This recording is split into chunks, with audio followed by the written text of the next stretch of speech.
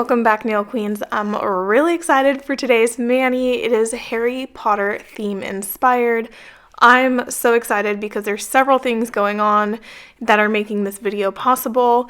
So the first one here, Gigi's Nail Co. actually collaborated with Dip Nails by Jules for the monthly Dip Nails by Jules, like Jules Mani Challenge, and created a collection of Harry Potter house themed dip powders. So I purchased a few of them so that I could do this manicure, and I'm also mani twinning with my friend Carolina.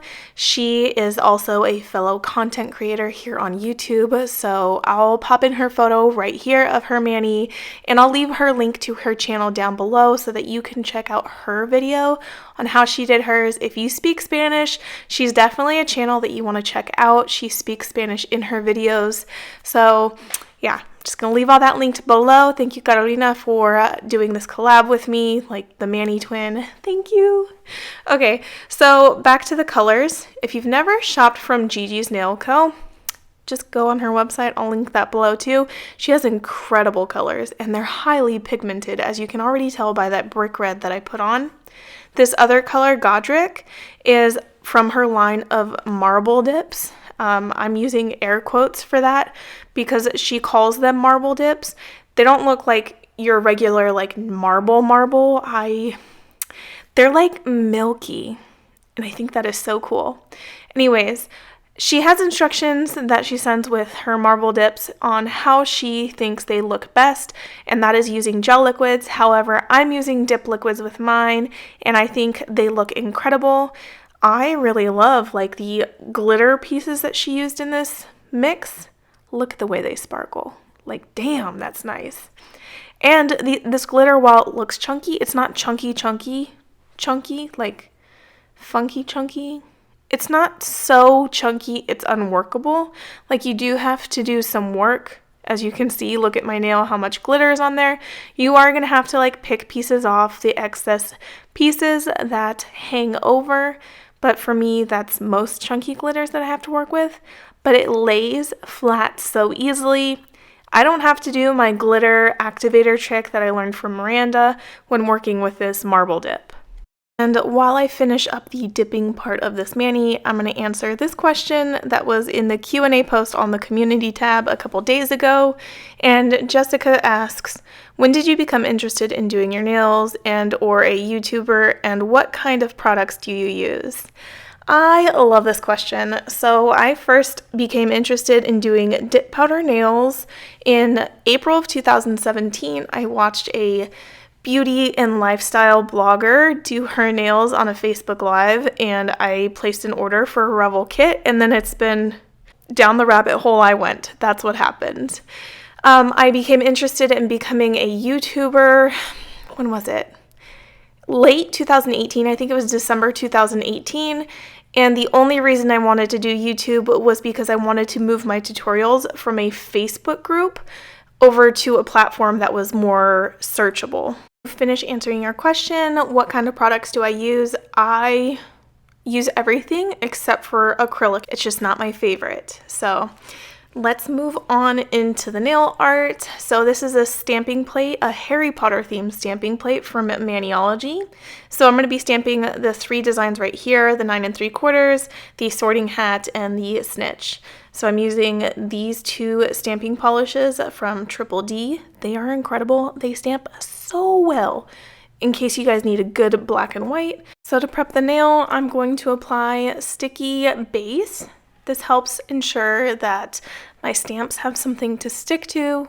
Sometimes, not always, when I try to stamp over dip powder or a non-sticky surface, the stamp kind of sticks up or not all of it attaches to the nail. So that's why I do a sticky base before I stamp. So I'm going to be reverse stamping these three designs. I'm going to start with the sorting hat. If you've never done this before, it's really easy. At least what I'm going to do today is very easy. So what I do is I take black and I use that for my outline color, so it's picking up the stamp off of the plate. Super duper easy.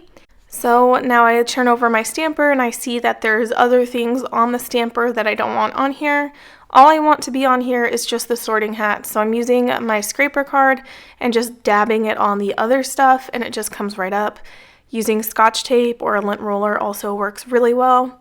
So I do want to color in the sorting hat brown, but I'm going to let the sorting hat dry for a little bit, and I'm going to use another stamper, I have multiple, to pick up the snitch and pick it up on a stamp and let that one dry as well.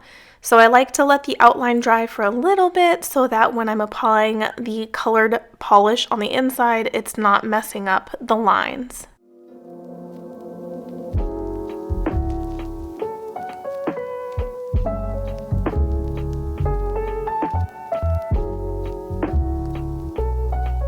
So I have a brown stamping polish, and that's what I'm going to use to fill in the inside of the sorting hat.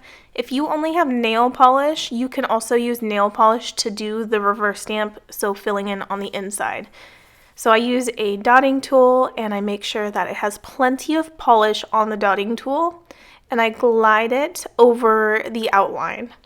You do not want at any time for your dotting tool to get dry and it not have enough polish on there, because once that happens, it starts messing up the outline underneath that you're putting this brown polish on top of.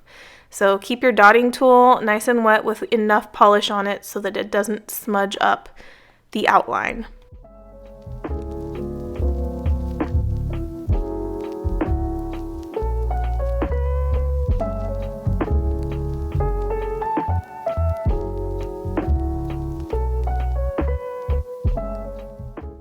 When I'm done with that, I just flip it over to inspect and make sure that it's all filled in and make sure that it all looks right, because sometimes you can miss some spots and then there's like a clear gap. It doesn't ruin it, it doesn't look as perfect and precise. So now I have to let this stamp dry completely. I know it sounds like the reverse of what you're ever told, but reverse stamping, you want the polish to completely dry. So now I'm going to move on to the snitch, and the snitch is gold, so I'm using this gold metallic nail polish. This is not stamping polish, this is nail polish. And I'm going to fill in the inside of the snitch with this gold polish the same way that I did the sorting hat.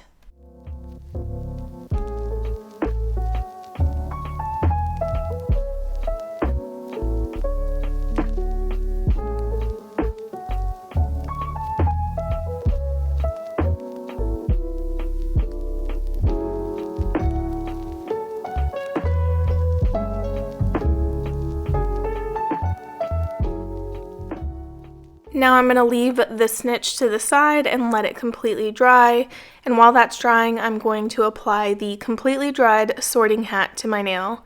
Remember, I applied a sticky base coat, so my nail technically has a sticky surface, so the hat completely just like transferred perfectly onto my nail. There's no smudging, there's no issues, no bubbling. If your polish is not dry, it can actually look really bad when you go to transfer it onto the nail.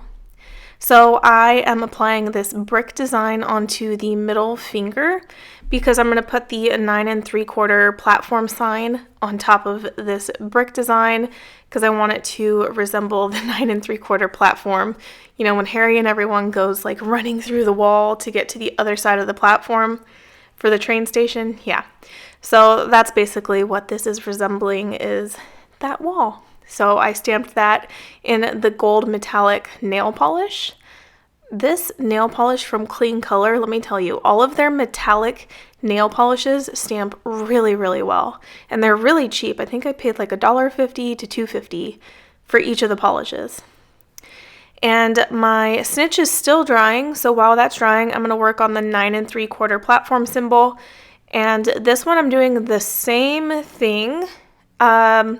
I actually need to fill in the 9 3/4 and the circle in black because it doesn't look prominent enough. I do kind of wish that Maniology had made the 9 3/4 completely like hollow, so all one color, not like outlined.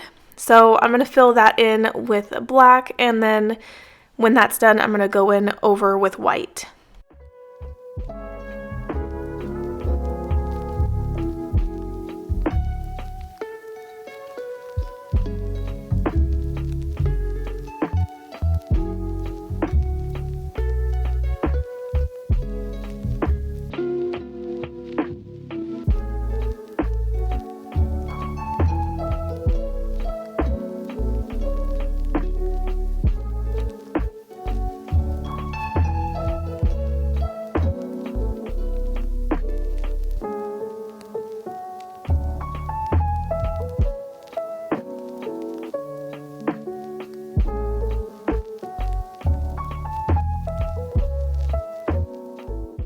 I'm so excited. I'm almost done.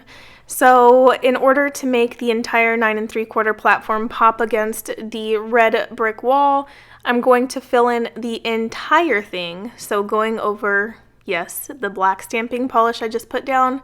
Yes, I'm going over in white stamping polish and covering in the entire circle so that the background looks white. And don't worry, I'm not messing up the black stamping polish I just laid down since it's completely dry and I'm using the dotting tool to glide over the surface. It's not messing up the stamping polish, and when I flip it over, you see how perfect it looks. So I'm going to let this stamp completely dry, and then I'm going to stamp it onto the brick nail.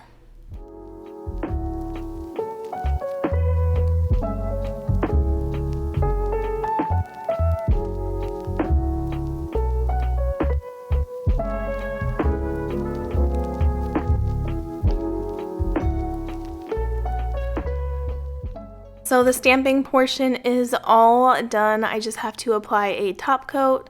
So here I have magically transitioned to a top coat scene. So I have top coat on all of my nails. And I gotta give credit to Carolina because she came up with the idea, the mani design, and the plan of how we were gonna do our mani twin. So my thumb and my middle finger are hairy. It's this brick red color. And then my pinky is Godric, which is the marble red, white, and gold. I really love it. And in case you didn't realize already, my mani theme is for the House of Gryffindor. So if you are into Harry Potter, definitely consider joining the Jules Mani Challenge this month in the month of October. The goal is to recreate a mani in one of the 4 Harry Potter houses of your choosing, and you'll be entered into her giveaway. So definitely check out her video too. She has all her details listed there. I really love Jules Mani challenges every single month. It's something to look forward to, very fun, and it gets me into a really creative mindset. So thank you guys so much for watching. I hope that you guys liked this video. If you did, give it a thumbs up. And if you plan on joining the Jules Mani challenge, let me know in the comments below which Harry Potter house you represent. I'm excited to see your guys' mani. I'll definitely be checking out the Jules Mani challenge hashtag to take a look at everyone's manis.